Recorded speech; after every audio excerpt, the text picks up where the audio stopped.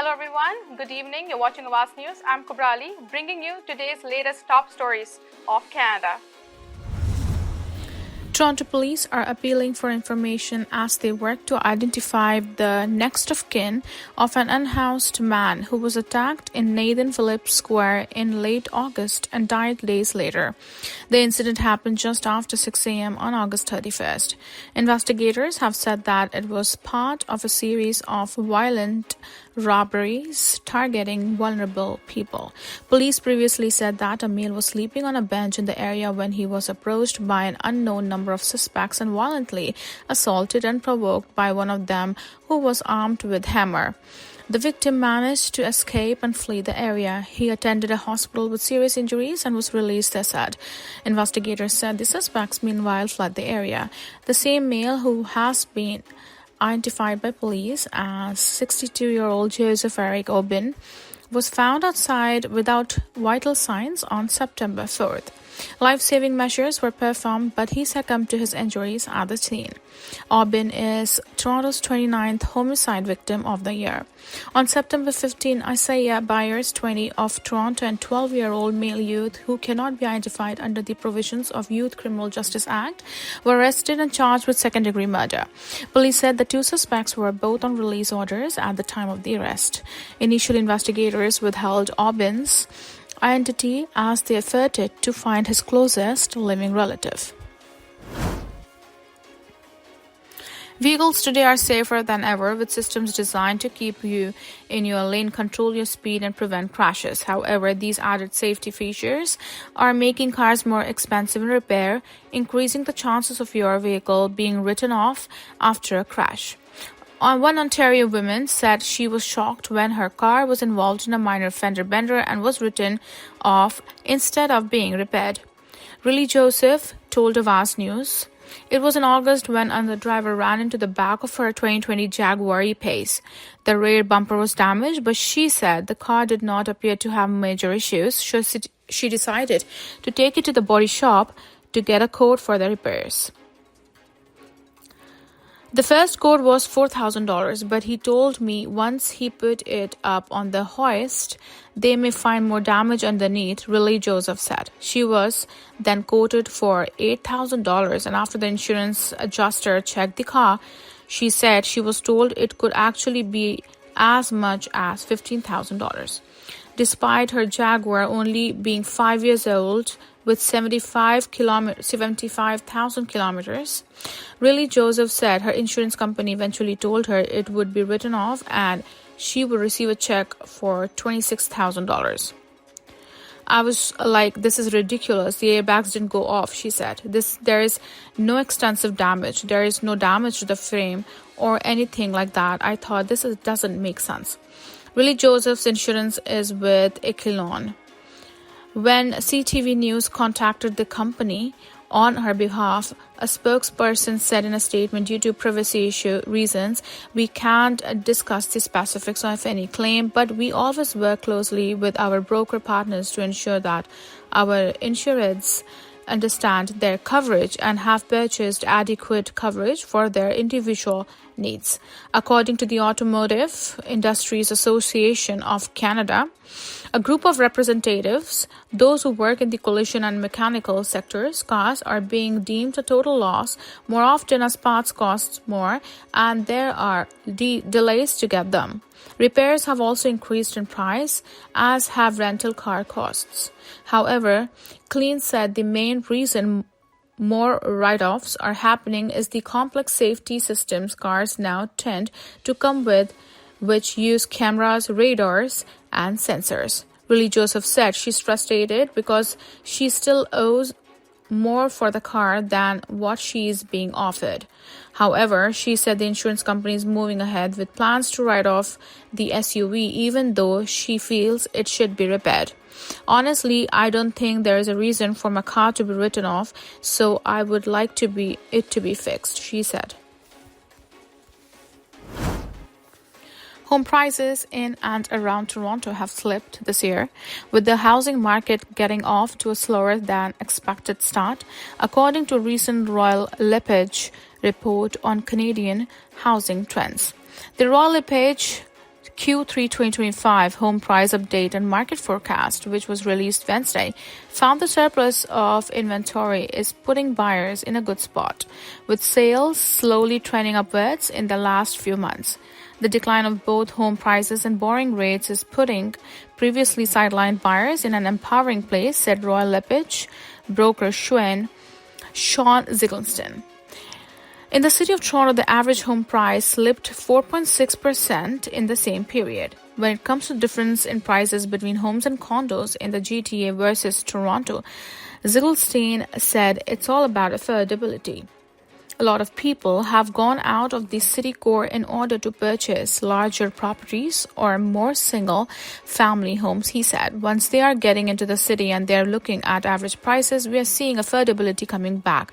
However, what we are not seeing at the same time are those buyers running back in. Ziegelstein predicts that could change when more workplaces require their employees to return to the office and people want to avoid commuting.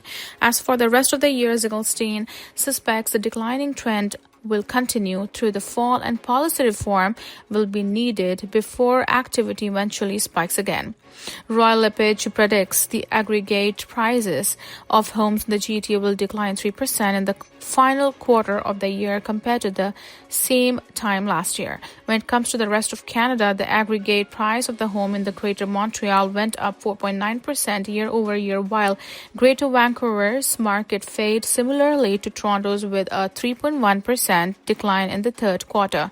The same report last year predicted that Toronto home prices would rise in 2025, but that condo prices wouldn't recover. Canada may not have a traditional La Nina winter this year again due to factors such as global warming and the Pacific blob, says a climatologist. There's certainly a hint that we are going to have a winter, but I don't think it will be as brutal or strong as it was traditionally back, say 20 or 30 years ago, David Phillips of Environment and Climate Change Canada said. He said he is basing his remarks on data such as ocean temperatures and historic patterns. La Nina is a major climate pattern of unusually cool waters near the equator in the eastern Pacific Ocean, according to the Weather Network. La Nina would typically lead to cooler northerly air in Canada, Phillips said, resulting in a winter that is colder and snowier than normal.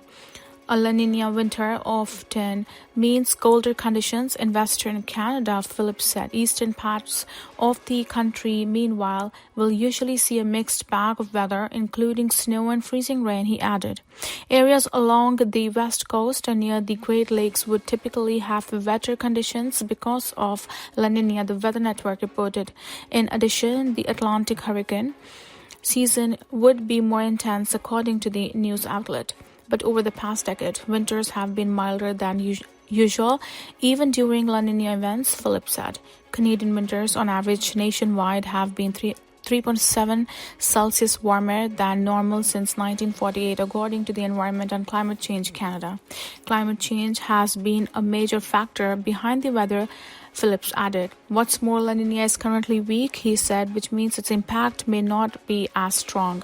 The Pacific blob complicates the situation, he added. The blob is a huge area of warm waters across the northern Pacific, he said, likening it to a marine heat wave. Still, it's uncertain how the blob of warm water and La Nina will affect one another, Phillips added. It's a guess as to the kind of winter that we are going to see, he said. A suspect believed to be involved in a home invasion in Vaughan early Wednesday morning is now in custody after crashing a pickup truck moments after fleeing the scene, York Regional Police say. Officers were called to a home in the area of Pine Valley Drive and Tustin Road around 4:15 a.m. for reports of a home invasion. Prior to the arrival of officers, police said at least 3 suspects fled the area in the vehicle they arrived in, a Hyundai pickup truck. At least one other suspect drove away in a vehicle stolen from the residence, Inspector Richard Goddard told reporters at the scene on Wednesday.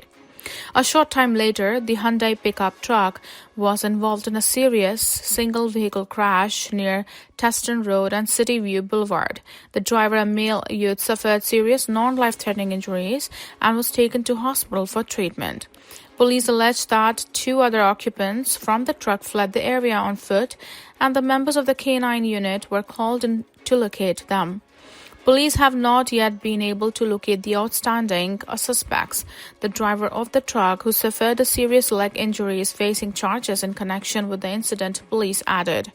Goddard was not able to provide the make, and model of the stolen vehicle. None of the residents that were victims of this home invasion were injured, Goddard noted. He said that police are limited with the information they can provide as the investigation is still in the very early stages.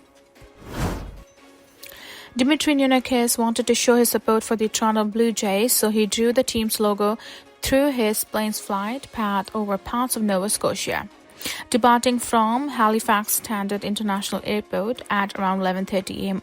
local time, Nunakis flew his Cirrus SR-22 aircraft northeast to recreate the team's icon. The pilot of 27 years said it was a challenge to draw the logo, sharing how he sketched it first before inputting it onto an aviation app that helps plot his flight path. All he had to do then was to follow that little blue airplane along, and in about 2.5 hours, Nunakis outlined the J's logo, putting a new meaning to "It's a bird, it's a plane." While his particular flight caught the attention of Flight Radar 24, which tracks flight paths, Nunakis has sketched other drawings and messages in the past with his aircraft. He said he first started in 2020 following the mass shootings in Portapique, NS, where he flew around the shape of a heart. The Halifax resident says he has drawn dozens of images in the sky since then, sometimes using it as an opportunity to show support for his community for sporting events and around the holidays. As for the Jays, Nunakis says he will be watching Game 3 when Canada's baseball team will take on the Mariners at T-Mobile Park. The first pitch will be thrown at 8:08 p.m. EST. Fans can follow along here for live dates. Durham Regional Police say they have arrested a man who offered rides to women before sexually assaulting them in Whitby. According to police, the first reported incident occurred on August 17, 2024 at around 11:15 p.m. Police said officers were called to the area of Wentworth Street and Thixton Road South for a report of a sexual assault. The victim, investigators say, was in the area of Quebec City in Oshawa when he was approached by a man who offered her a ride. The victim was taken to an industrial area in Whitby where she was sexually assaulted, police allege. On January 12, 2025, at around 4 a.m., another assault was reported in the area of Victoria Street East and Thixton Road South. Police said a victim was in the area of Simcoe Street South and Hall Street in Oshawa when she offered a ride. The suspect, police alleged, drove the victim to the area of Moore Court and William Smith Drive in Whitby, where he sexually assaulted her. On October 14, 2025, more than a year after the first reported incident, a suspect identified as Ravi Turbani, a 39-year-old Scarborough resident, was arrested in connection with the incident. He was taken into custody without incident, police noted, and is now facing 2 counts of sexual assault. Police have concerns there are others victims.